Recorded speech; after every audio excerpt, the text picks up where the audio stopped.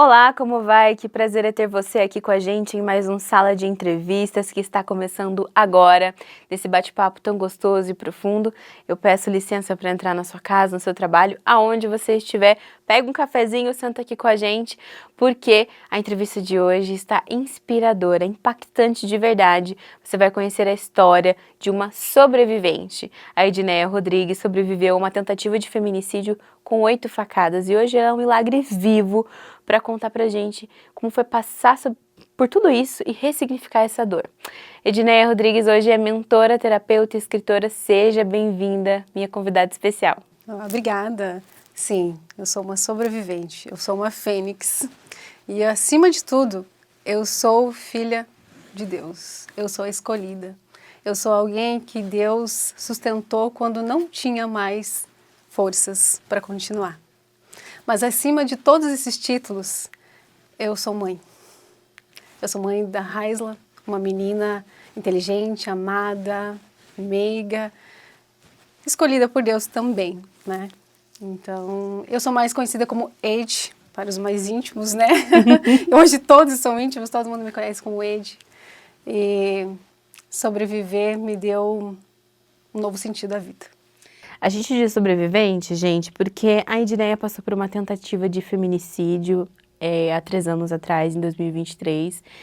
E até aqui ela conta que o Senhor tem ajudado, o Senhor tem sustentado.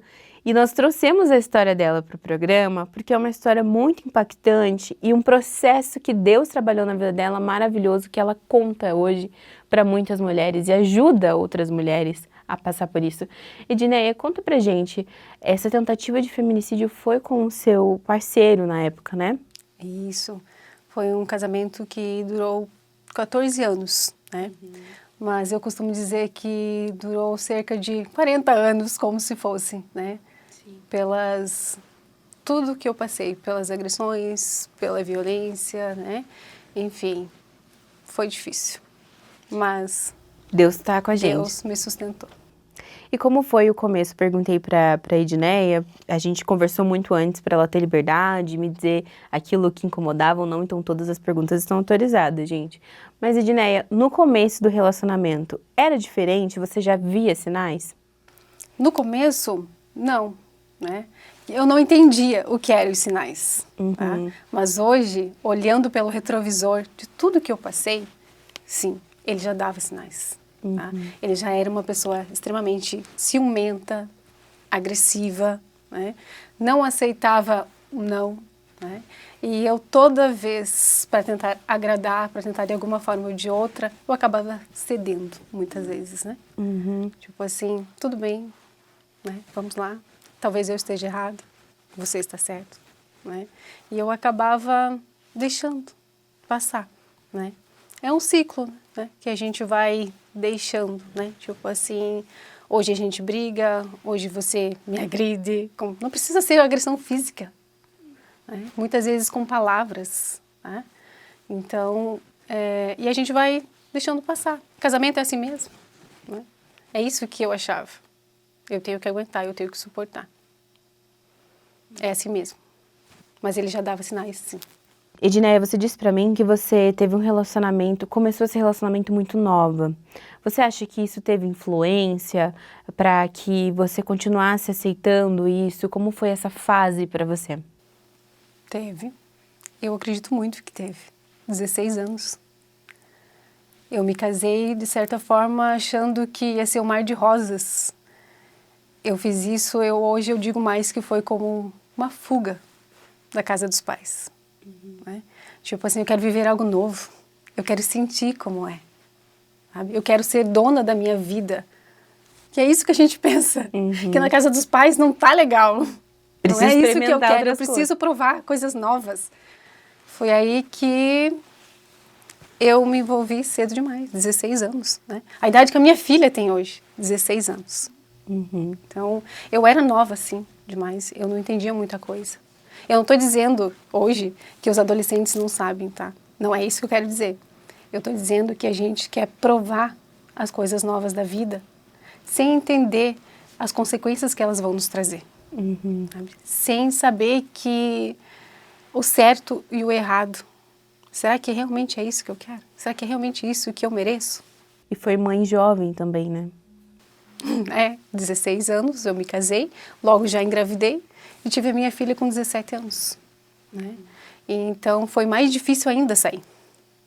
Eu tenho alguém que depende de mim. Será que eu consigo dar conta sozinha? Será que eu consigo sustentar esse serzinho que depende de mim agora? E como que era esse relacionamento? Você vivia o famoso ciclo da violência que as pessoas falam? Existia aquele momento que estava tudo bem e aí depois voltava? Você acreditava mesmo que conseguiria continuar um relacionamento que tinha solução? Sim. É o ciclo que a gente fala da violência, não é mesmo? Tem a explosão, né? A tensão, a explosão e a lua de mel. Né?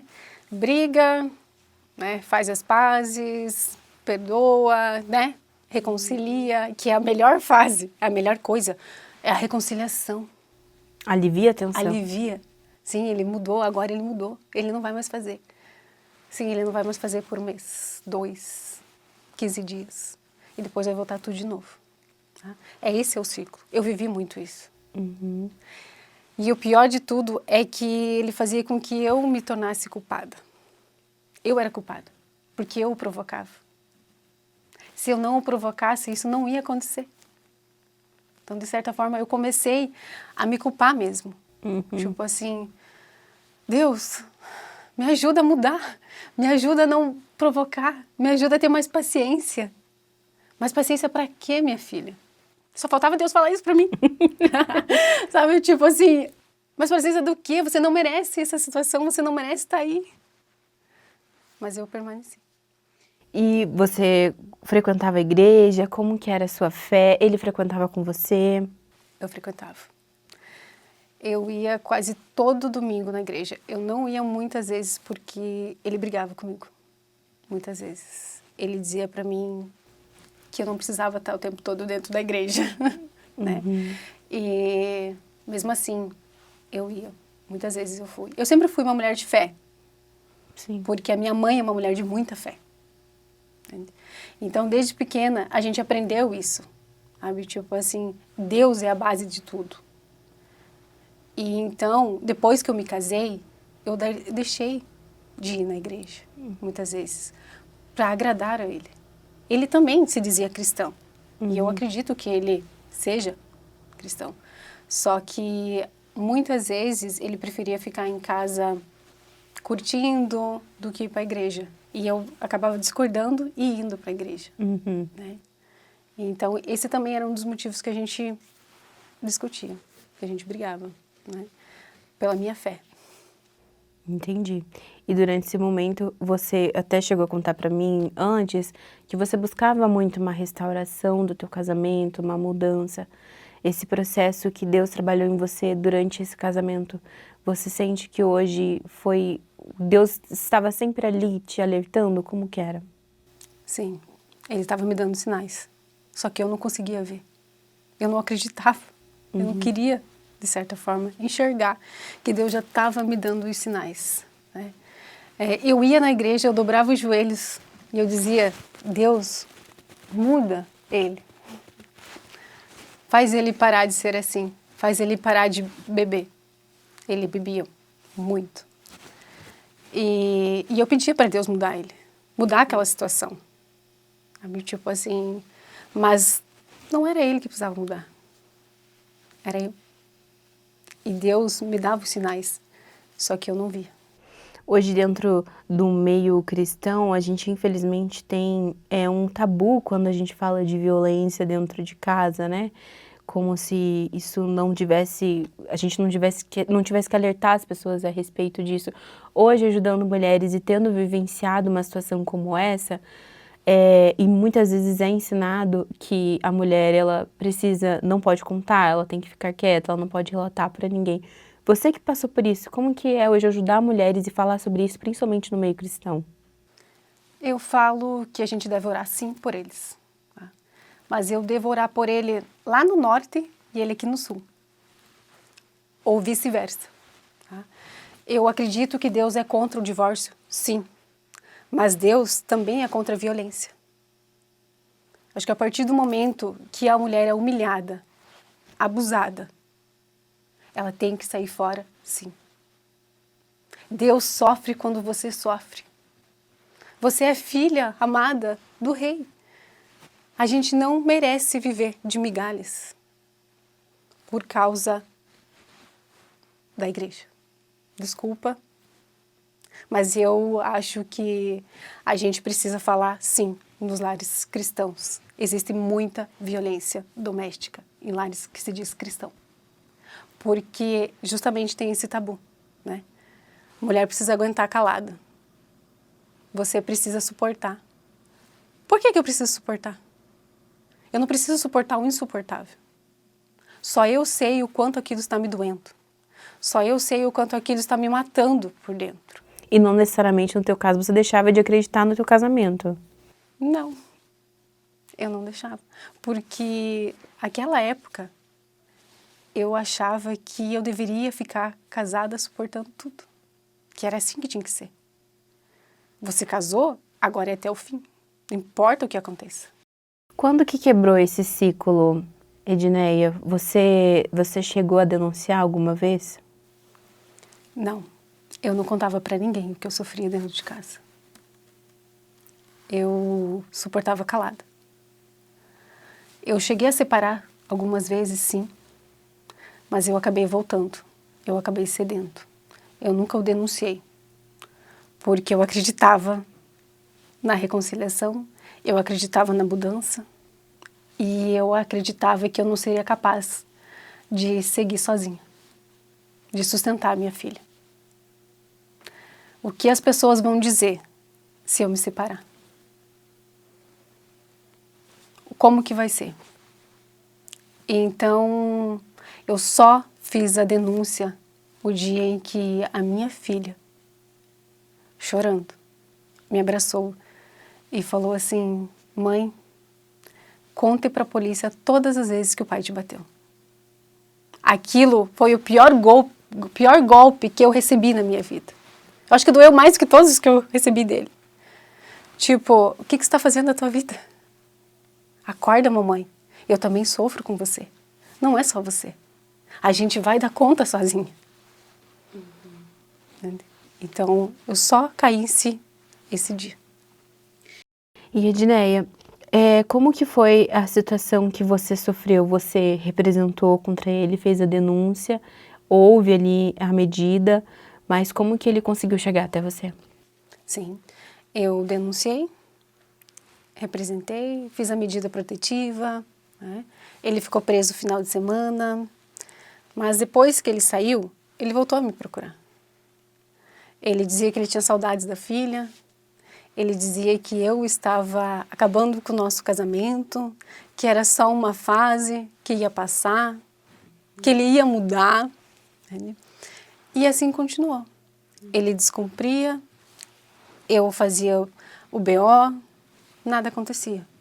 E assim foi, até 7 meses depois, no dia em que ele resolveu que tudo iria acabar ali.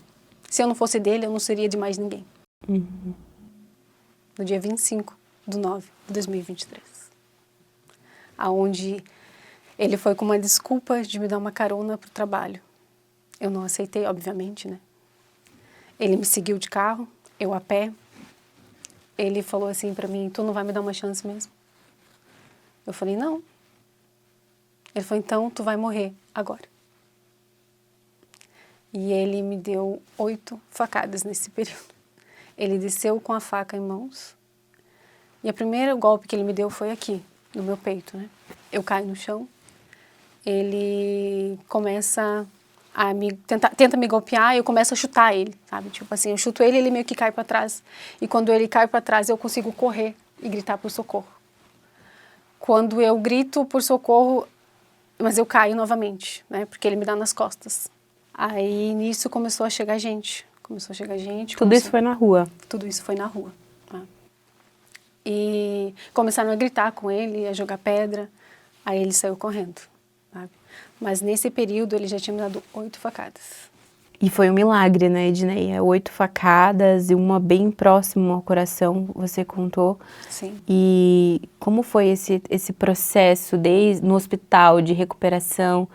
Realmente você correu risco de morte, né? Eu tive o pulmão perfurado, diafragma, fígado, crânio fraturado, coágulos formados. Foi 1 centímetro do meu coração. Para a medicina, era impossível sobreviver. Mas para Deus, não.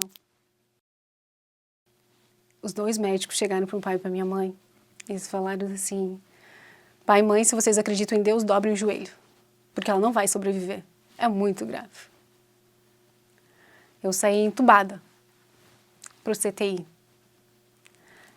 A minha mãe, quando ela recebeu a notícia, ela foi correndo para a igreja orar por mim, porque ela, hipótese alguma, em momento algum, a minha mãe acreditou que eu iria morrer. E nesse período em que ela estava na igreja, depois quando ela voltou, eu comecei a reagir. Às 6 horas da tarde, isso aconteceu. Eu lembro que eu acordo e o meu pai está do lado da minha cama chorando, com lágrimas nos olhos. Eu pergunto para ele da minha filha: pai, cadê a Raisla? Ele fala: ela está bem, a sua irmã está vindo. A minha irmã mora em Lucas do Rio Verde, no Mato Grosso. E quando meu pai fala assim, eu começo a entender um pouquinho da gravidade da situação. Tipo assim, para minha irmã vir, gente, é 2.000 quilômetros. O que a minha irmã está vindo fazer aqui? Comecei a pensar, né? E eu olho para o lado, aquele aparelho, e uma bolsa de sangue. Né? Tipo assim, eu comecei a entender a gravidade da situação. Eu fiquei 5 dias na UTI, 8 dias no hospital. Milagre, realmente. Deus é especialista em fazer milagres na nossa vida. Uhum. Claro que durante todo esse processo não foi fácil. Eu tive que me apegar ainda mais em Deus. Porque sem Ele eu não estaria aqui. Eu entendi desde o início. Foi por você, não é, Deus? Seu lindo, sem ti eu não presto. Eu sempre falo isso. Que sem Ele, sem a graça dEle, eu não estaria aqui. Toda honra e glória sejam dados para Ele. Com certeza um milagre, Edneia. Deus protegeu. Gente, essa história é muito inspiradora porque isso foi um caso que repercutiu no Paraná. A Edneia passou por longas cirurgias, muitas cirurgias, para poder estar aqui hoje, sem sequelas, graças a Deus. E é muito bom te receber aqui. E o pessoal de casa vai conseguir acompanhar um pouquinho mais, a gente vai ter que fazer uma pausa. Mas a gente vai voltar para continuar contando a história da Edneia, como ela ressignificou tudo isso. E também vamos mostrar o livro dela, gente, porque é uma biografia linda, que hoje também está inspirando mulheres a enfrentarem todas as situações, seja de violência, seja de abuso, tudo aquilo que machuca hoje. A Edneia pode ajudar nessa jornada de cura. Você não pode perder, a gente já volta a esperar só um pouquinho.